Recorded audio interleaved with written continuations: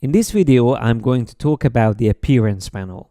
You might remember it, we placed it here on the right side in an earlier chapter, and I promise to you that it's going to be a very useful panel. That's exactly what I'm going to prove to you this time. So at first, it might seem like an unnecessary duplication of all the settings that you have from the options bar, but actually the appearance panel can do a lot more than that. Let's just try it with a simple shape. So I'm going to create a square just to start with. And you will see here in the appearance panel that we have the fill color available, which we can change easily. And we can also apply a stroke color, just like that, and also increase the size of it. Let me move this shape closer so we can keep an eye on both of these parts at the same time. That's not much new because we've already been able to do this before. But what's the whole point of the appearance panel is that you can have multiple strokes and fills on the same shape. And that's when it becomes important to keep an eye on this panel. So let's give it quickly a second stroke. That's the option here at the bottom, add new stroke. So the first icon there. And as soon as I change the color and change the size of it, we should be able to see both strokes. Why don't I see the other stroke right now? Well, it is because there is an order between these attributes and whatever is on top is closest to you. So if I move this one, which is a bigger stroke, underneath the other one, we should be able to see both of them at the same time. Let me just make this even bigger and maybe change the color of it to something that's obviously different.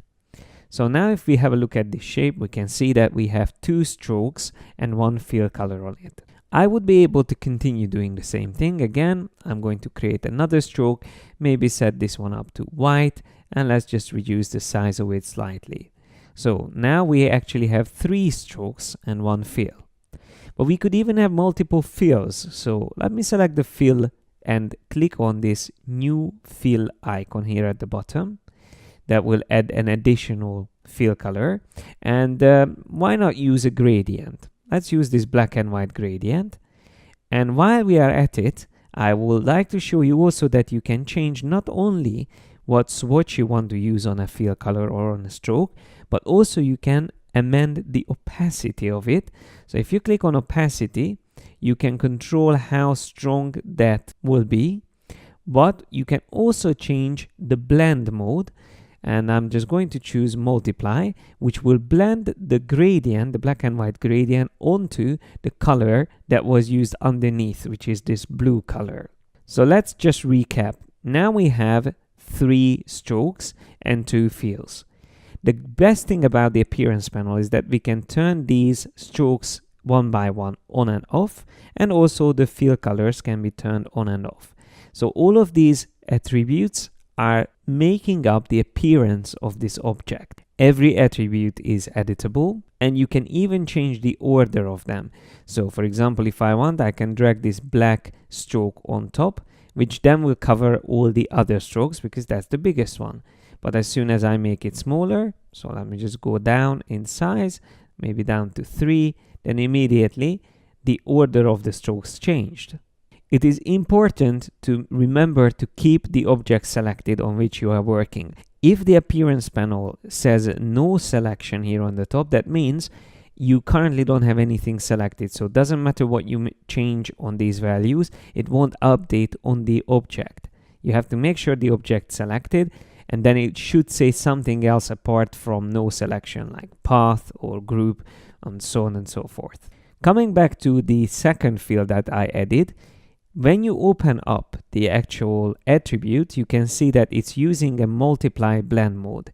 Now this is something I just quickly applied, but let me show this once again to you. We have the normal mode, which is the default option. And then we have all these other blend modes here, out of which I most of the time use multiply, which really nicely blends the current colors onto the color underneath. So look at this. If I change the color underneath, that gradient is still going to be visible on top of this. Now, once you set up an appearance that you might want to use again on another object, you can save it as a graphic style. what you will find here in this panel. And all you have to do is, while the object is selected, click on this new graphic style icon. That will save it. And then whatever you add, let's just add maybe a star shape, we will be able to apply that graphic style on it straight away, as easily as that. When you look at the graphic styles panel, and let me just drag this out for a bit, just so we can see it better. So looking at this, we will be able to choose a couple of default graphic styles, like that one called Bevel Soft. We can also find Dusk, which is a quite nice one. And then we have also these other graphic styles that are using patterns. That's not all the default options that you can choose from, because here in the libraries, we can find sets of other graphic styles as well. Like, let's try the Illuminate styles and pick one of these. Once you select a style, it will be added into your graphic styles library. And the best thing about them is that once you use a graphic style, you can actually see all those attributes that makes up the appearance here in the appearance panel. So we can find all the fill colors and also all the strokes that they used for this design. It is almost like a way to reverse engineer how they actually created a certain style. Let me switch back to the way we created our style, and let me show you one additional feature. I am going to select the black stroke which is on top, and I will show you another great technique that again is best done through the appearance panel. Here at the bottom we have an FX icon. These are all the effects from which you can choose any, but for now I'm just going to start with a simple one. Under Stylize, I will choose Scribble. This is an Illustrator effect, and once I turn on preview, you will see it already being used here. But let's just increase the variation a bit just so we can see how it works. Maybe the curviness as well, the path overlap, something like that. Increase spacing slightly just so it's more visible. And when I click OK, you will see that now, if I zoom closer, this shape is not the way it used to look, because now that stroke has an effect on it as well. When I open up the stroke attribute, I can see that scribble effect inside. I can turn it off, turn it back on, and I can also click on it to bring up the options that I had. These effects are called dynamic effects or live effects, which means that they can always be changed and updated. You can even swap the effect between the strokes. So if I open all the 3 strokes I have, I can drag this scribble effect onto the red stroke, or again onto the white stroke, and so on and so forth. I could also copy the effect by holding down the Alt key and dragging it over to another attribute. Now I have the same effect on both of these strokes, the black and the red one as well. So now that we know how it works, let's put this to use. And I'm going to create a new graphic style. What I will build is a style that I can use to draw roads. I'm going to just put this star on the side, maybe even out of the artboard. That's what I do sometimes when I want to clear up my artboard, but I'm not sure whether I need an object or not. I just put it on the side. You can of course draw anything outside of your artboard. The only disadvantage of that is that you won't be able to export those elements. But coming back here, I am going to use the line tool and just draw a straight line holding down the shift key.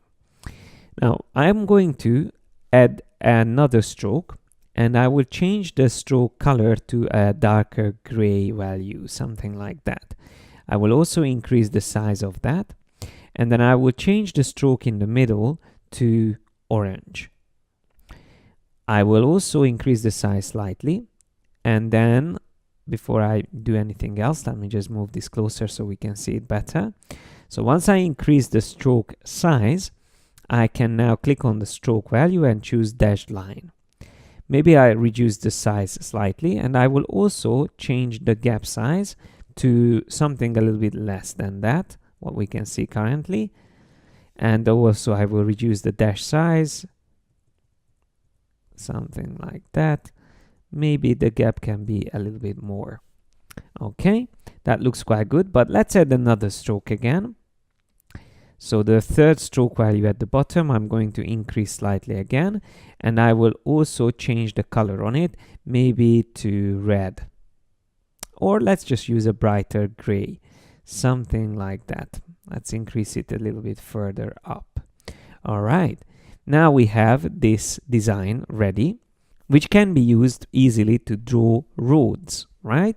So we have 3 strokes only. That's the only thing I did here. We have the center line, we have the stroke, which is the actual concrete, and then we have a pavement or something similar to that. But currently, it's still not really convincing. I mean, I think I can do this even better. So let's just put this here on the side, and let's just add a little bit more finesse or refinement to this. Let's select the stroke at the bottom and increase the size of it. So let's just increase that pavement a bit more. Then I'm going to add another stroke on top of that, and I will make it maybe completely dark or much darker than the previous one. I will keep it the same size, but I'm going to use dashed line on it, and I'm going to remove the gap first of all, and I'm going to increase or actually decrease the dashes. So something very narrow, like 1 point. Then I can add a much longer gap, something like that, and immediately it starts to look like tiles on the sidewalk. Let me reduce the size of the center line a bit, and instead I will also add lines on the sides of the road. For that, I am going to click on New Stroke, and I will increase the size of it close to the size of the actual concrete, like that. I will also remove the dashed line from it, and then I just move it underneath the other stroke.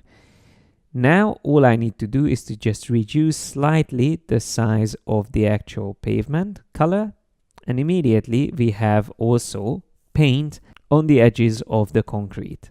I can also make the color of this white, and if I wanted to be very precise, I could even add another stroke, move it behind this white stroke, and increase the size of that slightly beyond the white stroke.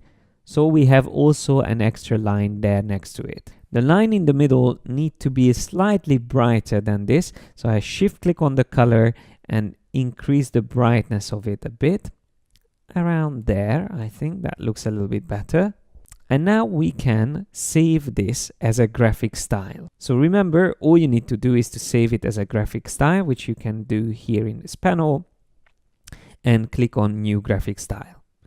Now that is great, it's now saved. So we can even delete this object and the star as well, we don't need them anymore. Let's come back to the artboard and let me show you what I prepared here. I'm going to turn on these 2 layers and voila, there's a little city. Now we just need roads. You have this exercise file, so you can build your own streets once you create this same graphic style that I just showed you. And I would recommend to use the following tool. There is a tool here called Pencil tool. The shortcut for it is N. And we are going to learn more about this in the next chapter. But for now, all I want you to do is to draw a line with that tool.